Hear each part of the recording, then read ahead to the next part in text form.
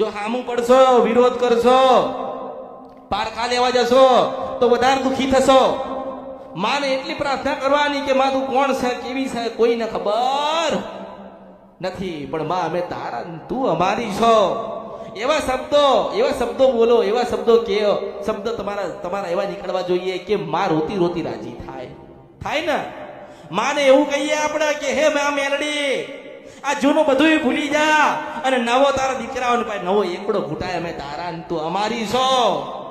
મારા પૂર્વજો, મારા વડીલોના પૂર્વજ જે કરીને ગયા હોય, પણ જો તને કદાચ 2 અગરબત્તીનો ધૂપ આલ્યો હોય, સુકડી કે શ્રીફળ આલ્યું હોય કે શ્રીફળ તને આપ્યું હોય, તું રાજી થયું હોય ને મારા પૂર્વજ તને લાયા હોય તો કંઈક દર્શન આપજે.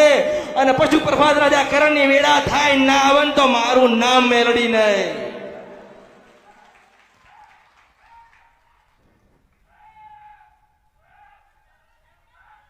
બધી મેલડી એક નથી, બધી મેલડી એક નથી. જેની ભક્તિ જબરી એની મેલડી જબરી. જે ભક્તિ કરી જાય એ તરી જાય, જે માની ભક્તિ કરી જાય ને એની પેઢી તરી જાય. માતાજી ભક્તિ માંગો, ભાવ માંગો, માતા શું માંગશે? તમને દુઃખ પડ્યું આજ તમે મને કહેવા આયા ને, તમને દુઃખ પડ્યું તમે મને કહેવા આયા ને. તમારી ખોડિયાલ કાળકા સતી શિકોતર કે તમારા પૂર્વજોનો દુઃખ છે કોને કહેવા જશે? એને અમરતી મેલડીને કીધું છે ને